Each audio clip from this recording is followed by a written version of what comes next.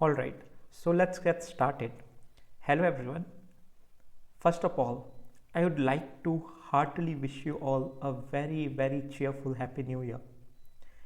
May this new year bring you unwavering determination, relentless focus, and strength to overcome challenges on your UPSC journey. May your hard work be rewarded with success, and may you inspire others in this beautiful journey with your sheer dedication. With this, I would like to render you all a heartfelt wish and blessings as well on this beautiful eve of New Year. So, without any further ado, let's start our lecture number 23 with lot of enthusiasm and energy. In our previous lecture, we have already started with the one of the most prominent political thinker, that was John Locke, right? We have seen his life and time. We have already started with the introduction, that was life and time of Locke. Then we have seen various theory of Locke, like his theory of natural rights, where he is attributing the right to life, liberty and property as the natural right. That's why we are also regarding Locke as one of the most one of the thinker of capitalist class, and hence also a propounder of the idea of possessive individualism, right? Then we have seen his major work, where we have mainly seen his magnum opus, that was two treatises on civil government, right?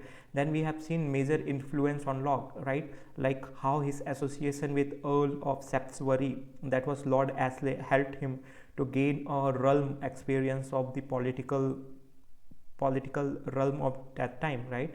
Then we have seen the influence like Glorious Revolution on him, right, which had mainly shaped his good opinion about human nature.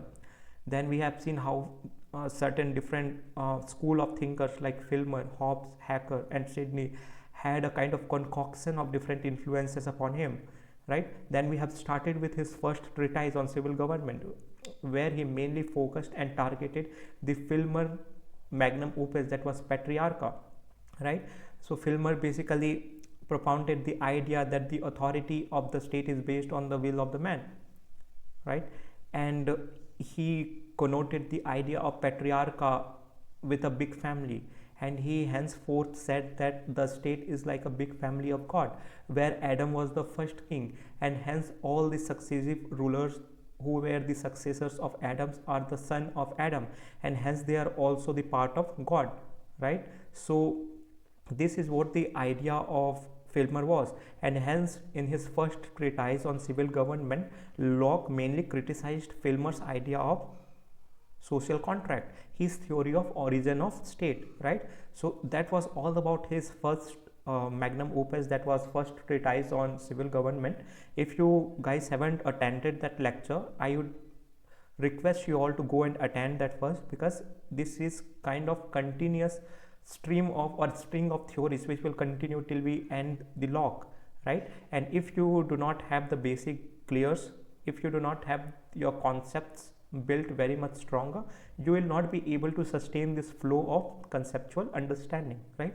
So without any further ado and delay, let's start with today's lecture, right? But before moving further, I would love to have you all subscribe to our YouTube channel, that is UPSC Geek by NRG, and show your immense positivity, love, because that is what keeps me motivated as well to keep engagement with you all, so that we can all learn together and prosper in this beautiful and auspicious year of 2024, right? So let's get started with today's lecture, and today we will be mainly talking on his second treatise on civil government, right?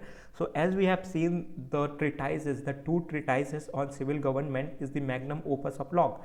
In the first treatise, he propounds or criticizes the idea of Filmer's origin of state, that was in Patriarcha, right? But in the second book, he has given the theory of government by using the social contract. This is the basic theme of the second volume, or the second treatise on the civil government, right? What is the basic idea behind, or idea embedded in his second treatise, is that in second treatise on civil government, he mainly refutes the idea of Hobbes idea of social contract, where Hobbes basically has very pessimistic idea of human nature, and his state of nature is very chaotic. His state of nature is very nasty, poor, and brutish, right? And hence he is mainly the Locke. He is mainly refuting the Hobbes idea of social contract or the origin of state, right? So let's see in much detail and greater clarity what his second treatise is all about, right?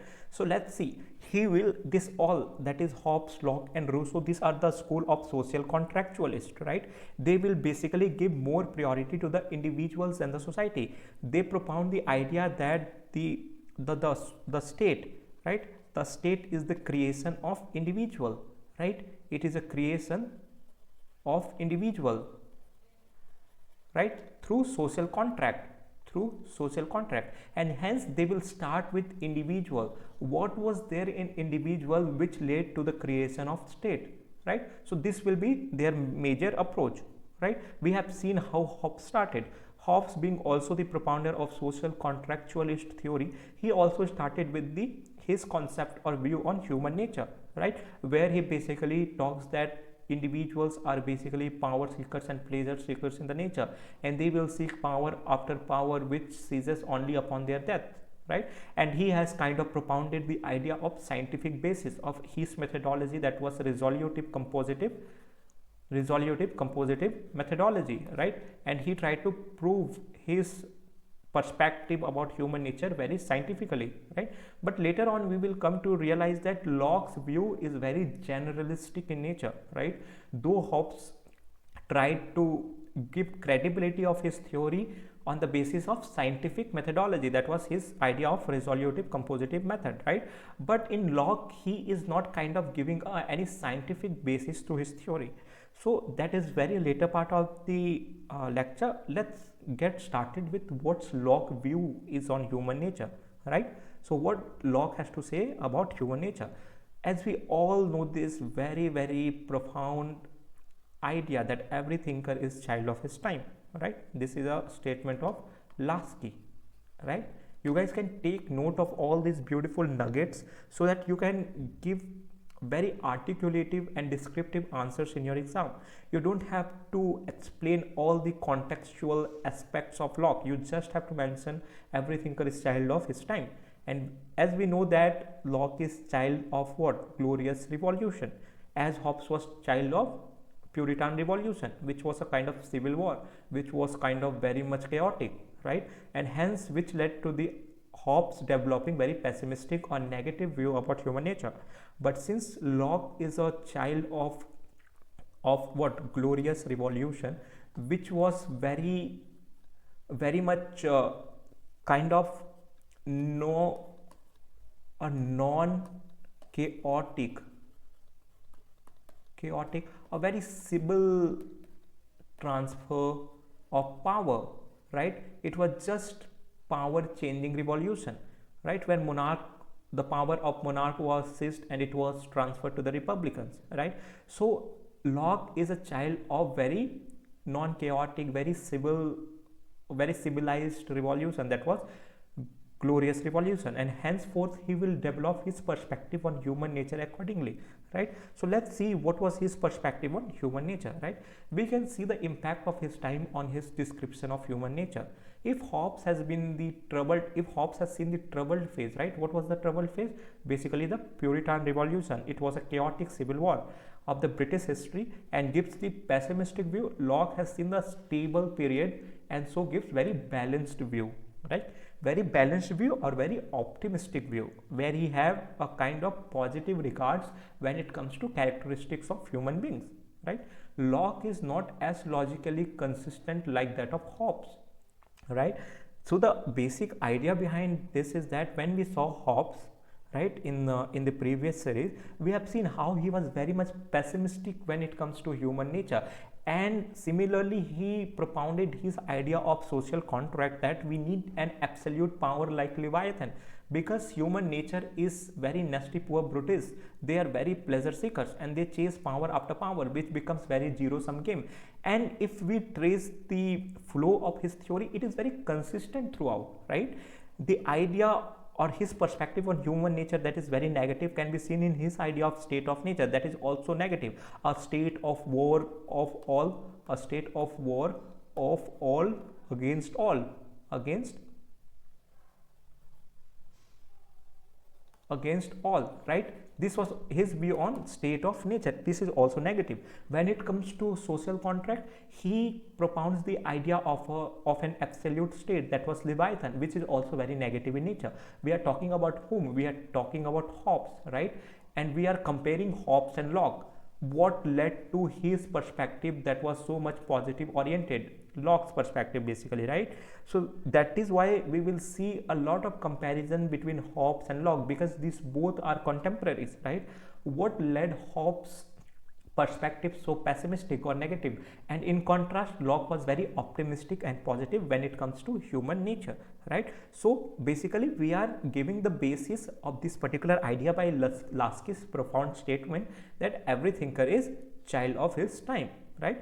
Locke's theories are more based on common sense, right? Why common sense?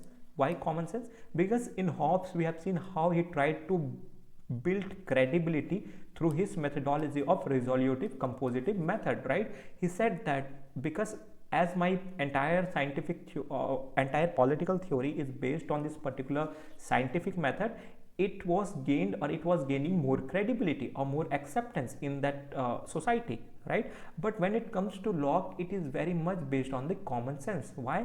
Because his methodology was very much empiricist in nature, right? It is basically based on the sheer observation, right? What he was observing during his time, during the glorious revolution, right? And hence his theories are mainly very much common sense oriented, right? Just like Plato is logically consistent, but Aristotle, right, his student is based on common sense, right? This similar trend can be seen also in Hobbes and Locke, right? Only the relationship of teacher and student can be rejected here, because Locke was not the student of Hobbes, but Plato was, or the Aristotle was student of Hobbes, right? Plato is logically consistent throughout his theory, how his idealness or his idea of idealism can be traced throughout his theory. But Aristotle, in contrast, takes very pragmatic or practical view of society, right? Where he propounds the idea of what? Propounds the idea of golden mean, right? Which is very much common sense in nature. We all know that if we take something in balance, it will be good for us, because world is consisting of dualism, where there is an existence of both good and bad, right? And hence out of that notion, Aristotle propound the idea based on very common sense oriented, right? He basically propounds the idea of what? Propounds the idea of golden mean, right? And similarly we are here juxtapositioning Aristotle with Locke, right? And Plato with Hobbes, right? They are both logically, Plato and Hobbes, they were both logically consistent throughout their theories.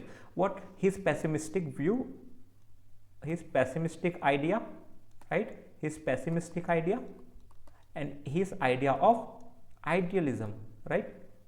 These two ideas are consistent throughout their theories, right? But when it comes to Aristotle and Locke, they both take very balanced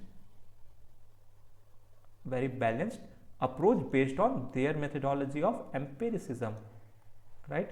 Their methodology of empiricism, where they propound their idea based on the observation, right? Observation or prevalence in society, right? So let's see what Locke has to say about human nature, right? What is Locke's perspective on human nature?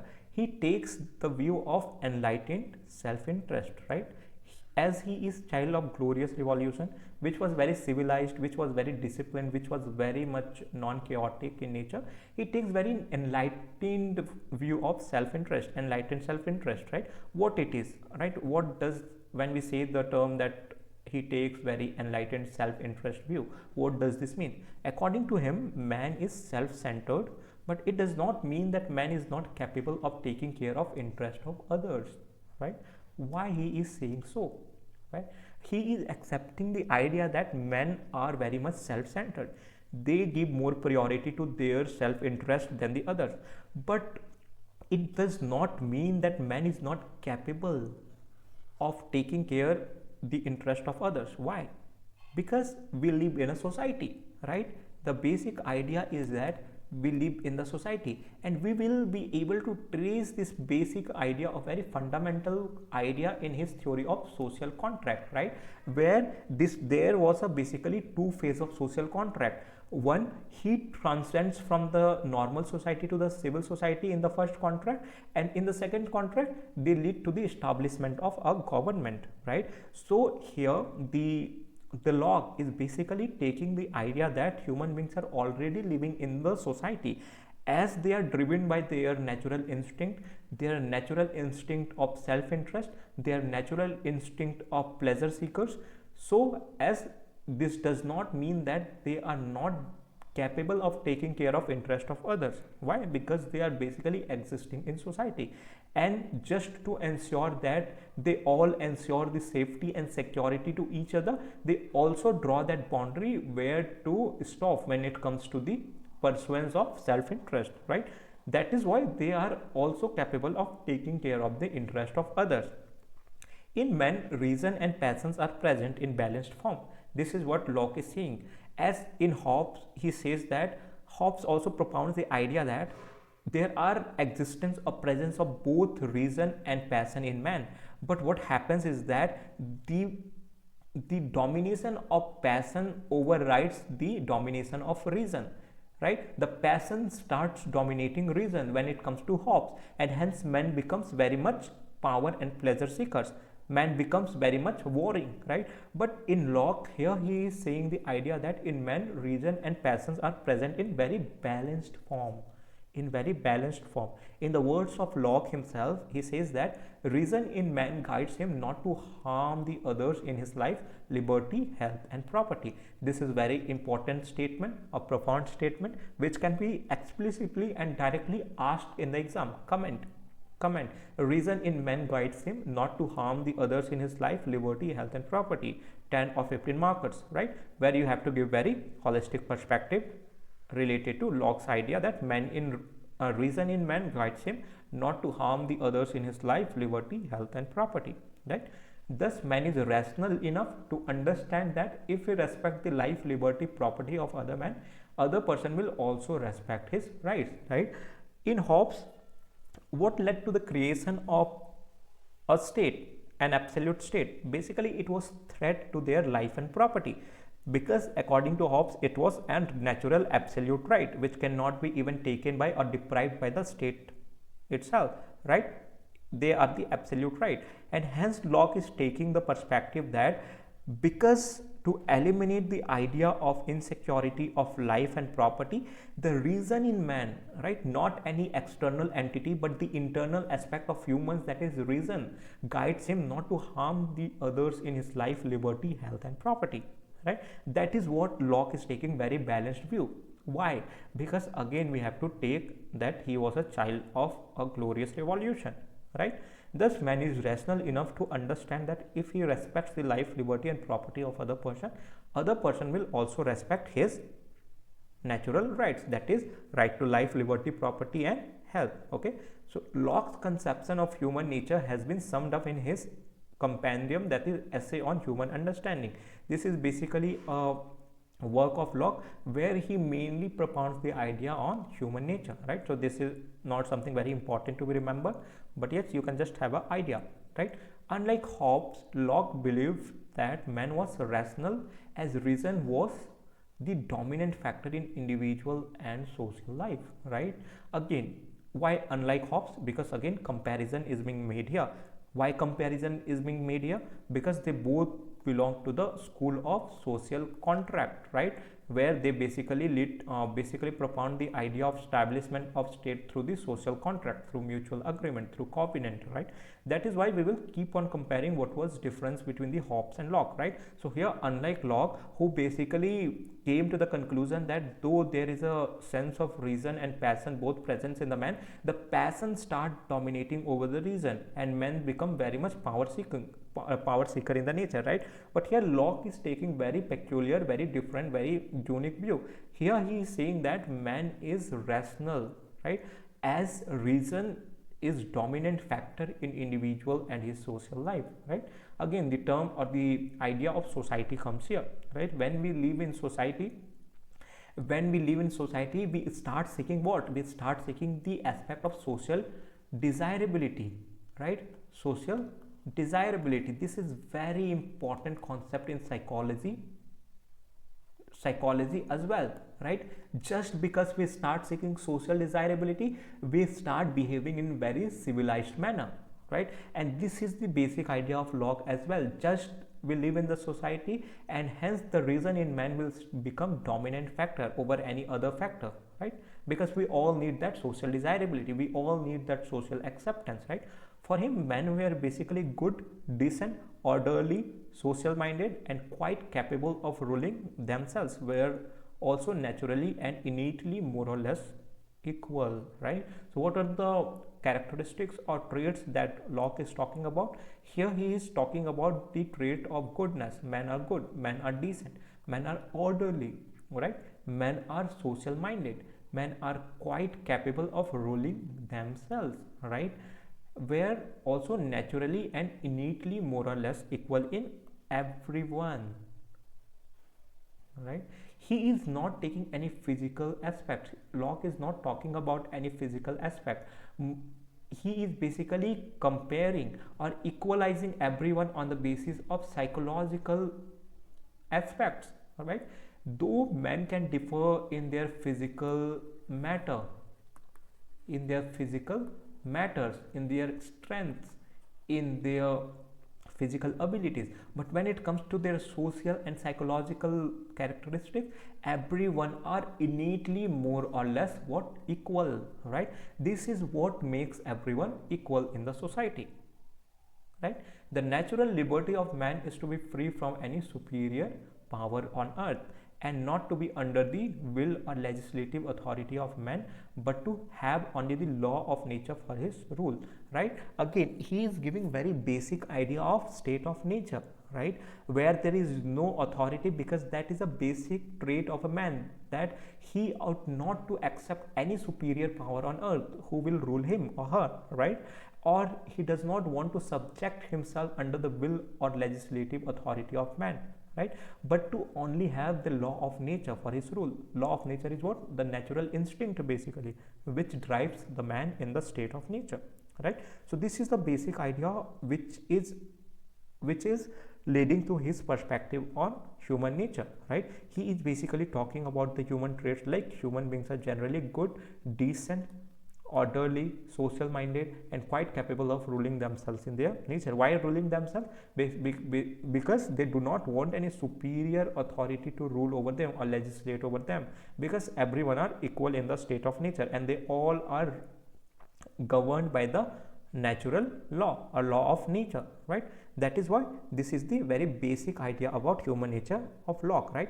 According to Locke, what has an aptness to produce pleasure in us is what we call good, right. So basically he says that men are very good, decent, orderly, and have capability to rule themselves, right. So what is good according to Locke? So what has an aptness, right, an aptness to produce pleasure in us is what we call good, and what is apt to produce pain in us we call evil, right.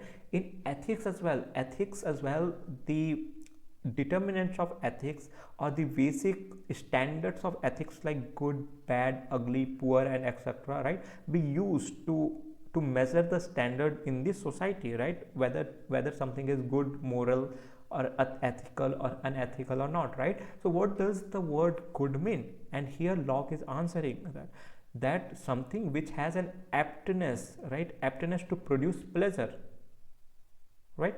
If something has aptness to produce pleasure in us, we call that as good, right. And if something has aptness to produce pain in us, we call evil, right.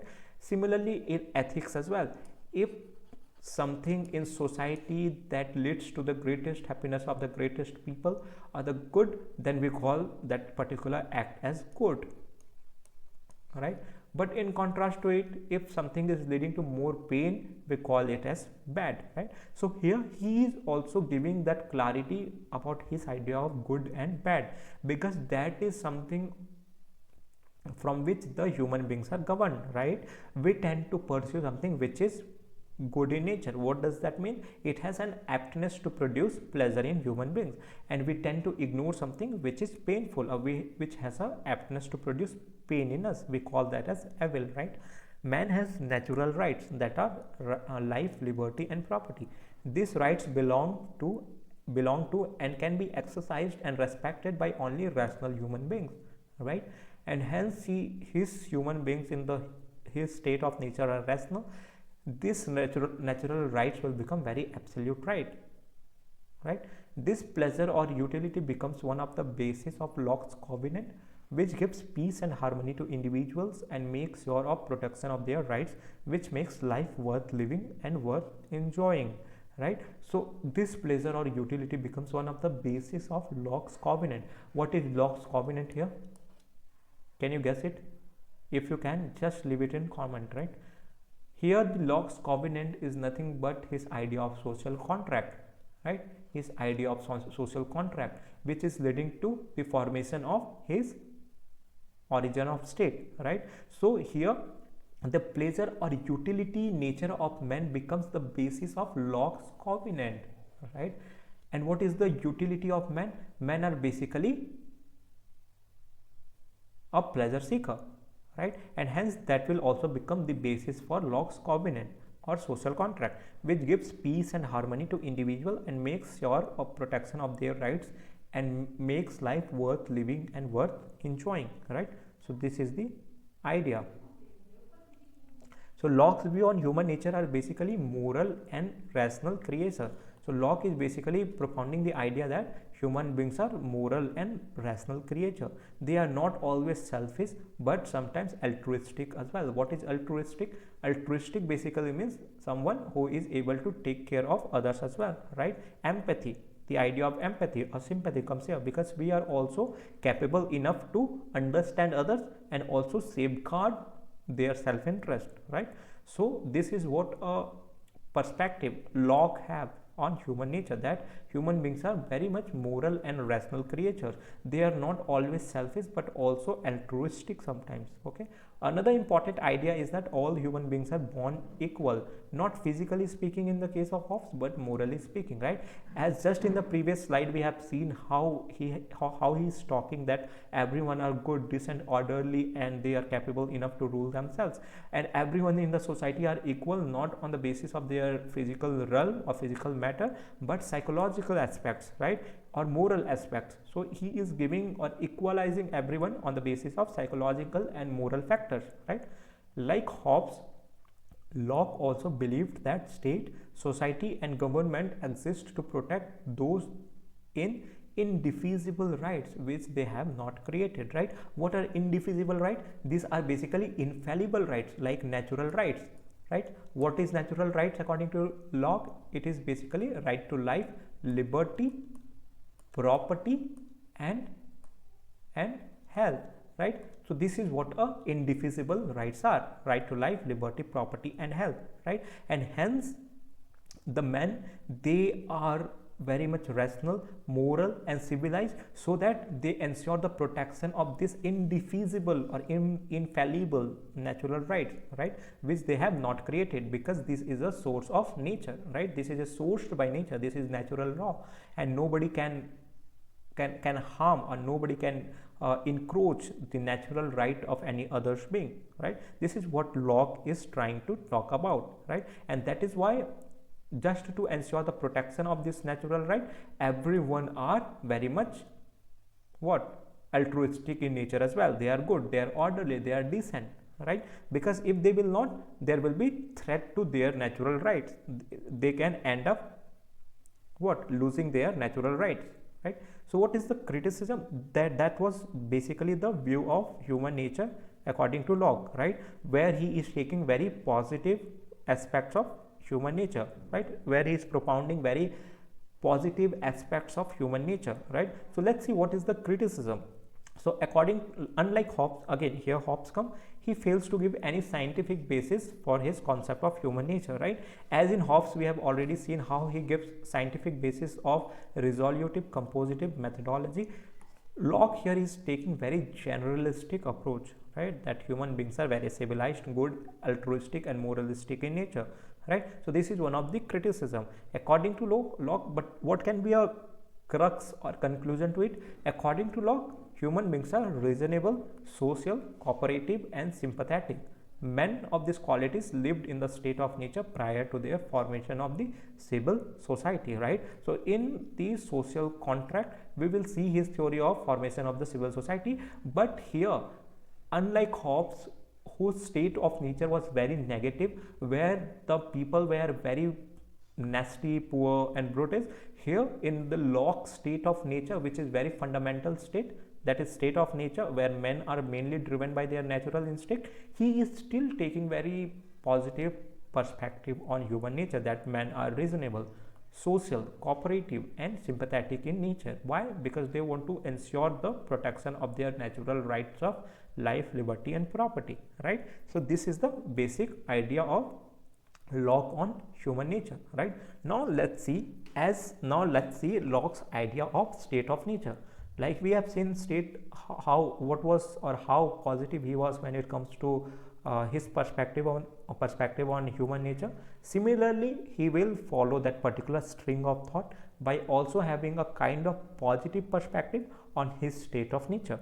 His state of nature will be very balanced, very positive, very optimistic, unlike Hobbes, right, whose state of nature was nasty, poor, brutish, and chaotic, a state of war of all against all, where there is no scope of literature, art, science, and etc. Right? So let's see what Locke's idea of state of nature is, right? So it is hypothetical concept, right? So all the social contractualists, they will follow the same line of thought, right? They will basically talk about this the nature of humans, then they will give this hypothetical concept of state of nature, that because of so and so human nature, their hypothetical state of nature will be such and such, and based on that particular idea, they will propound their theory of origin of state, that is social contract, right? So in Locke's idea of state of nature as well, it is a hypothetical concept because it has no trace of existence in the history, right? That is why it is a hypothetical concept. Unlike Hobbes, where the state of nature is the state of war, because man does not have sufficient reason, the state of nature in Locke is a state where peace, mutual assistance, and goodwill prevail. What is state of nature in Locke? A state of nature is where peace, mutual assistance, and goodwill prevail, right? So again, as I have already said, it is very positive approach of state of nature as per Locke as well, right? Because here he is propounding the idea that state of nature is where peace, mutual assistance, and goodwill prevails, right? In the state of nature, people are enjoying natural rights, right? Why people are enjoying their natural rights? Because there is no limitation on their natural rights by any sovereign, right? Why? Because they are still in their state of nature, and hence they are enjoying their natural rights of life, liberty, property, and health. They are able to do so because of presence of reason, right? That is the natural law or due process of law, that is presence of reason, right? Hence since Locke always gives more priority to the domination of reason over domination of passion, he is basically gives more positive view of state of nature, that men in state of nature are enjoying their natural rights because there is no limitations and always there is a presence of reason in man, right? So what is difference between Hobbes and Locke's view on state of nature, right? Let's see what was Hobbes. This was basically Hobbes' idea, and this is basically Locke's idea on state of nature, right? So let's see one by one. So when it comes to Hobbes' idea of state of nature, Hobbes is saying that in Hobbesian state of nature, man is dominated by passion, right? In Hobbesian state of nature, man is basically, they are driven by the passion. But in Lockean state of nature, men are dominated both by passion and reason, but in very balanced form, right? Why? Because they have the capability to ensure the self-interest of others as well, right? So in Lockean state of nature, it is very much imbalanced. What is very much imbalanced? Both the domination of passion and reason, right? In Hobbesian state of nature, it is a state of nature is of war of all against all, right? Hobbesian state of nature is a state of war of all against all. Life of a man is nasty, poor, brutish and short, right?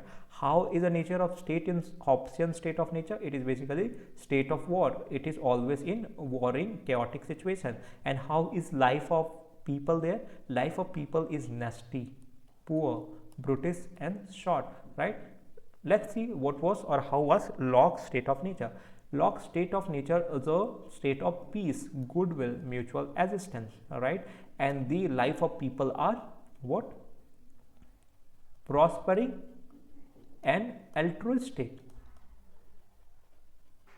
right? Very positive conditions of human beings in the Lockean state of nature, right? No rights were enjoyed by people, not even security of life, right? Like the basic notion was might is right in Hobbesian state of nature, right? Because since everyone was chasing power after power, the individual with utmost power, that was the might, was always right, right? And there was no enjoyment of rights by the people. There was always a domination of the powerful over the less powerful, right? But in Lockean, people have natural rights because people are equals, and they all ensure the safety and security of natural rights, and hence they all enjoy their natural rights of life, liberty, property and health, right? In Hobbesian state of nature, no rights without state, right? There was no rights without state, because in state of nature they were not being able to enjoy their state of or the natural rights, right? Why? Because it was a war of all against all. There was no security to their life, liberty and property, right? And hence there was no rights, because if these natural rights are insecure, it is almost equivalent that there is no right, because there was no right, there was no security of their life. And how it can be said that these things are rights, right? If there is no security to right, liberty and property, then how we can say that these are even the rights of human beings, right?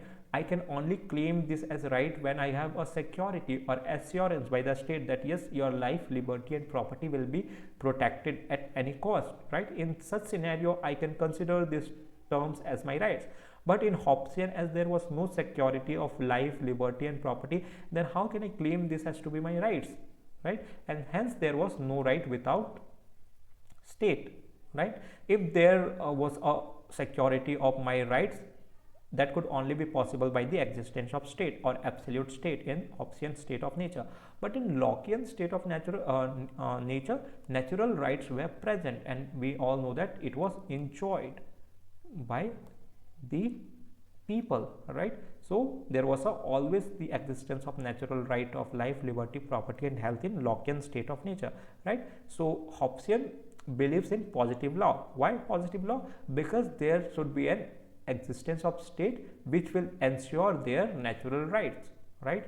Without state there was no right. That's why the Hobbesian idea, they always try to establish an absolute power, right? Absolute authority of Leviathan, because that will ensure their rights. They will ensure their rights to life, liberty and property, right? That's why they are the propounder of positive law, that is state is the origin of right. What is the example? UK is the example. What is the example in international politics? The international politics is in itself is an example, because it is a state of nature, and after existence or establishment of United Nations, it has kind of become little bit under the subjection of certain laws or certain decrees, right? So these are the examples, right? But in case of Lockean state of nature, what is the example? The most pertinent example is USA, because there was an existence of natural right before the creation of state itself, right? That is the USA, United States of State. Before the existence of USA, there was an enjoyment and prevalent and existence of their natural rights, where everyone enjoyed their natural rights of life, liberty and property. We know how different tribal people in different parts of US, they enjoyed their natural rights, right? So the basic idea here is that the natural rights existed before the creation of state as well, and hence the state is not the source of their natural rights, right? And hence the Lockean idea is very much relevant to the USS idea. But in Hobbesian state of nature, it is very much pertinent to the positive law, or the concept of positive law, of which the basic countries are UK, and when it comes to international politics, the establishment of UN and all the multilateral organizations, right? So these are some of the examples and basic differences between Hobbesian and Lockean view of state of nature, right? This is what is the agenda. What is the agenda of discussing this? What is the agenda of discussing this particular concept, right? So as we know that Hobbes, Locke and Rousseau, these three will belong to the school of social contractual school.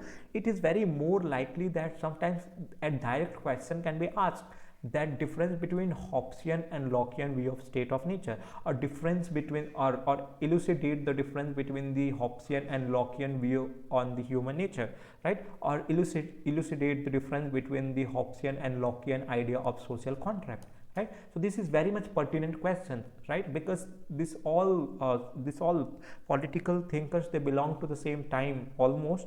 They were contemporary of each other, but what led to their basic fundamental differences, right? So here you have to attempt very holistic answer, and you guys have to have this basic structure in your mind so that you can elaborate effectively in the exam, right? That's why I am ensuring to give very direct approach when it comes to differentiating between Hobbes and Locke's idea on state of nature.